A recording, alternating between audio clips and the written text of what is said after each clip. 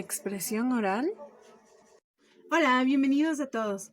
Hoy hablaremos de un tema súper interesante. ¿Qué es la expresión oral? ¿Cuáles son sus técnicas y conceptos en general? Para entender de una mejor manera acerca de la expresión oral, definamos las dos palabras, expresión y oral. La palabra expresión es de origen latín expressi, que significa sacar fuera o exprimir. La expresión es la representación o materialización de una idea, sentimiento o deseo que se pretende dar a entender mediante el uso de recursos como el habla, la escritura o un movimiento corporal. La palabra oral viene del latín oralis, adjetivo que es expresado o transmitido por medio de palabras habladas. En conclusión, si fusionamos estas dos palabras, obtendremos como resultado que la expresión oral es la forma de expresar sin barreras lo que se piensa. Los objetivos de la expresión oral son cuatro. 1. Conocer exactamente lo que se quiere decir o comunicar. 2. Utilizar un tono adecuado para que el receptor entienda el mensaje. 3. Utilizar las palabras adecuadas para la comprensión de ideas. Y por último, decir lo que se intenta comunicar.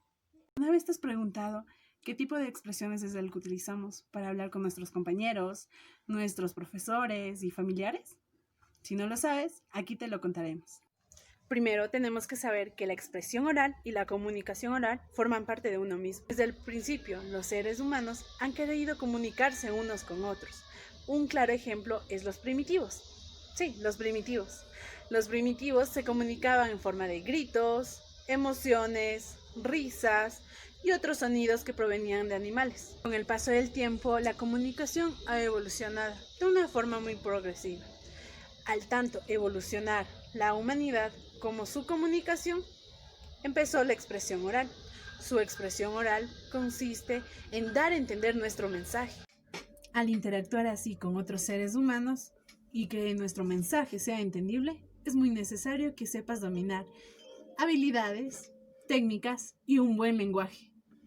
Si no puedes dominar un buen lenguaje, es muy difícil que otras personas te puedan entender, tanto sea una o millones de personas. Así que la expresión oral en sí es la forma de comunicación ante otras personas que tienes. Al desarrollar estas habilidades puedes llegar a una de las metas más constituyentes, el cual es influir de una forma muy rápida y atrayente. Mesa redonda. A continuación les voy a hablar acerca de la mesa redonda. Consiste en la exposición de diversos puntos de vista sobre un tema determinado por parte de varios especialistas. Las características de una mesa redonda son el número de expositores, generalmente es de entre 3 y 6 personas, pero puede variar según el caso. Es conveniente que dure no más de 50 minutos para dar lugar a las preguntas del público. Se exponen diferentes puntos de vista por cada expositor. Para organizar una mesa redonda, el moderador hace una reunión previa con los expertos para coordinar el desarrollo, tiempo y orden de la exposición, temas y subtemas por considerar. Los participantes se sitúan detrás de una mesa y el coordinador se sienta en el centro con los expositores a su costado derecho e izquierdo formando los respectivos bandos de opinión. El coordinador abre la sesión, menciona el tema que se va a tratar y presenta a los expositores. Comunica al auditorio que podrá realizar preguntas al final de la exposición y ofrece la palabra al primer expositor. Cada expositor hará uso de la palabra durante 10 minutos aproximadamente. Si éste se excede de este tiempo, el organizador deberá hacerlo notar prudentemente. Finalizada la exposición de los participantes, el coordinador hace un breve resumen de las ideas principales y proceden a las preguntas por parte del público. Para realizar una mesa redonda es conveniente seguir estas recomendaciones. Los miembros deberán reunirse para intercambiar ideas minutos antes de comenzar con la mesa redonda. El coordinador debe ser imparcial y objetivo en sus intervenciones, resúmenes y conclusiones. Debe tener actividad mental, capacidad de síntesis y prudencia en el tiempo que tome para su participación. Las preguntas del público, una vez contestadas, no deben llevar a la discusión. Cuando el coordinador no es el organizador del evento, corresponde a este presentar al coordinador para que dé inicio a la mesa redonda. Debe evitarse hacer discursos por parte de los exponentes, No debe salirse del tema de presentación. Los expositores deben preparar con anterioridad. Foro. ¿Qué tal amigos? Yo les voy a hablar sobre una de las técnicas de exposición. Bueno, esta técnica de exposición que trataremos es sobre el foro. Se estarán preguntando ahora qué es un foro. Bueno, vamos desde el inicio, ya que el foro proviene del latín forum, el mismo que significa plaza, mercado, espacio público y plaza principal. Bueno, el foro es un tipo de reunión donde distintas personas conversan en torno de un tema de interés, el mismo que viene siendo común. Entonces, en esencia, el foro es una técnica oral, realizada por lo general en grupos. También vamos a hablar sobre las características del foro. La primera es que es de libre expresión de ideas y opiniones de los integrantes. También permite la discusión de cualquier tema, de conocimientos científicos y entre demás temas, ya que los mismos pueden ser variados. Aquí se formula una pregunta concreta y estimulante referido al tema a tratarse. También se distribuye el uso de la palabra entre los integrantes del foro y también se limita el tiempo de las mismas exposiciones. Por último, tenemos que controla la participación espontánea y heterogénea de un público numeroso y desconocido. Bueno, ahora también les voy a hablar sobre cómo está organizado el foro. El foro se organiza primero pues con el moderador. El moderador inicia el foro explicando con precisión sobre cuál es el problema que se va a discutir.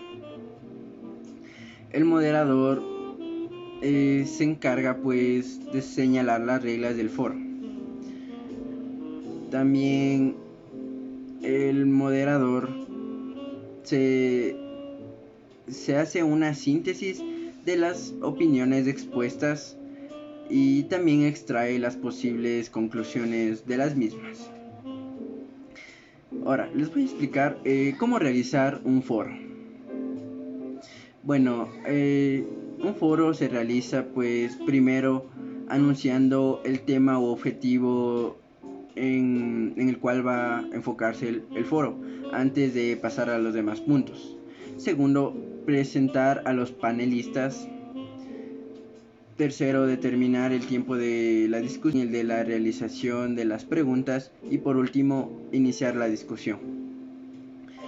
Así pues tenemos en concreto a un lado un moderador y al otro el panelista, los cuales van a estar pues interactuando con las reglas que les di para cómo realizar un foro.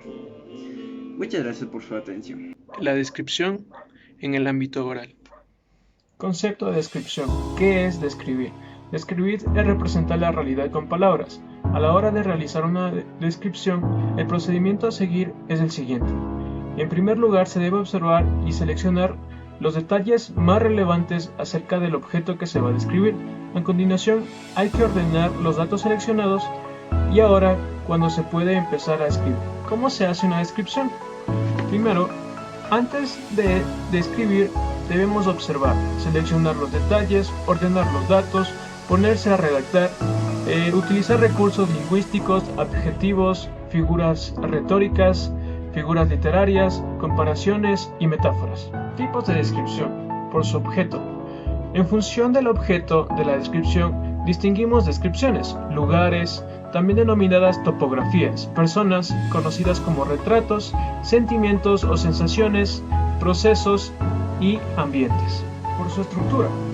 Atendiendo a la estructura de la descripción, esta puede ser deductiva, de lo más general a lo más particular, inductiva, de lo más particular a lo más general, técnica, cinematográfica, de lo lejos a cerca, lo contrario de lo anterior, de cerca a lejos. En conclusión, describir un lugar consiste en decir cómo es la forma detallada y ordenada, pintarlo con palabras de manera que otras personas puedan imaginárselo. Hay que observar con mucha atención y seleccionar los detalles más importantes. Después de seleccionar los detalles, hay que organizar los datos siguiendo un orden específico. Gracias. Tipos de expresión más utilizadas. La expresión oral se puede dar de dos formas. La primera es la expresión oral espontánea y la segunda es la expresión oral reflexiva. Expresión oral espontánea. La expresión oral espontánea se produce, como su nombre mismo lo dice, de manera espontánea. Sirve para narrar hechos, expresar sentimientos, puntos de vista de algún tema en específico. En conclusión, es la principal forma de iniciar una conversación con personas casuales. Principalmente favorece al intercambio de comunicación rápida. El tú se convierte en un yo y esto va a hacer que el texto no tenga ninguna forma definida, ya que va a depender de cómo reaccione la otra persona, si le agrada o le desagrada hablar contigo o no. Esto va a influir dependiendo de tu tono de voz, el ánimo en que se encuentre. ¿Cuáles son los problemas de expresión oral espontánea? Debido a que no tiene una estructura definida, se pueden presentar varios inconvenientes, como lo pueden ser interrupciones espontáneas por terceros, muletillas dentro de las conversaciones, o errores lingüísticos o discordancia con lo que estábamos hablando. Expresión oral reflexiva. La expresión oral reflexiva tiene como objetivo el convencer y atraer al oyente. El principal cambio que sufre esta es la estructura de su texto y la construcción sintáctica. El lenguaje tiende a ser más culto y más variado. El registro lingüístico tiende a ser un poco mejor pensado que en el de la espontánea. Se basa en el tiempo. Se tiene que haber pensado antes, analizado objetivamente y haber reflexionado qué se va a decir. Se usa principalmente para charlas, conferencias, meetings y principalmente en medios de comunicación como la televisión o la radio. Técnicas de expresión oral. ¿Qué son las técnicas de expresión oral? Es un conjunto de técnicas que adecuan las normas generales se deben seguir para tener una mejor comunicación oral.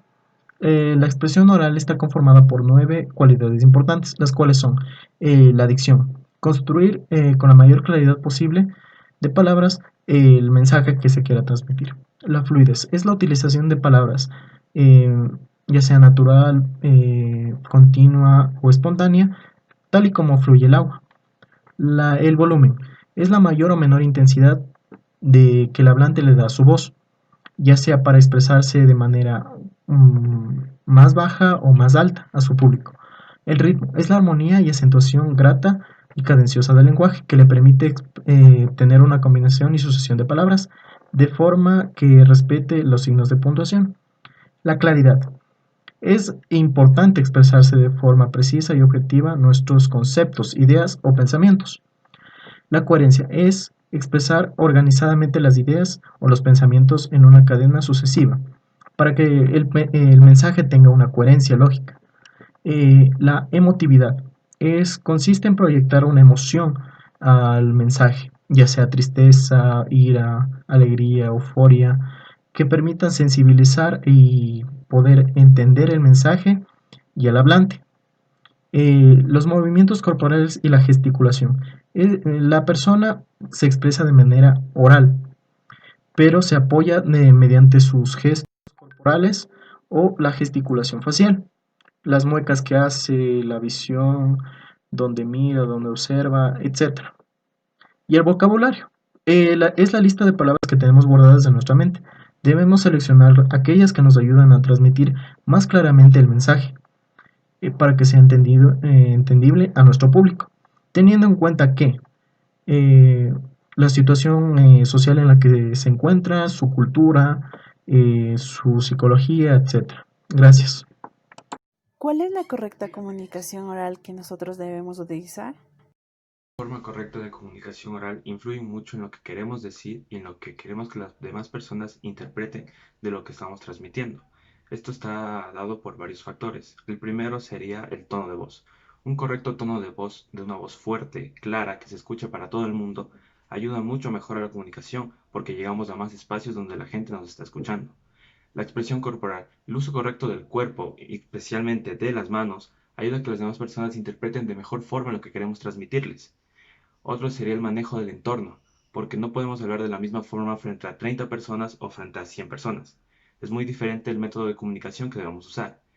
El último sería el uso del correcto lenguaje. No podemos hablar con un lenguaje o un vocabulario muy complejo, porque eso distorsiona la idea que la gente tiene sobre lo que estamos transmitiendo. Ahora veamos un gran ejemplo ecuatoriano. Ecuatorianos, fuimos serios y honestos, seguimos siendo serios y honestos en todos y cada uno de nuestros planteamientos. Que no sean las palabras, sino las obras, las que den el mejor testimonio de nuestras intenciones. Es hora del trabajo, el esfuerzo, la solidaridad, no de los paros, huelgas, amenazas, incomprensión o rumores. Probemos el amor a la patria cumpliendo cada quien con nuestro deber. Nuestra gran pasión es y debe ser el Ecuador. Nuestra gran pasión, oídeme, es y debe ser el Ecuador. Este Ecuador que no lo queremos enredado en lo intrascendente, sino en lo valeroso, luchador, infatigable, forjando un destino de grandeza. El Ecuador heroico que triunfó en Pichincha, el Ecuador de los valerosos de hoy, heroicos luchadores de Paquilla, Machinaza y Mayaicu, inmolados en esas legendarias trincheras. El Ecuador heroico de la cordillera del Cóndor, el Ecuador eterno, unido en la defensa de su heredad territorial, el Ecuador democrático capaz de dar lecciones históricas de humanismo, trabajo y libertad. Este Ecuador amazónico, desde siempre y hasta siempre. ¡Viva la patria! Muchas gracias por su atención. Espero que haya sido de su agrado.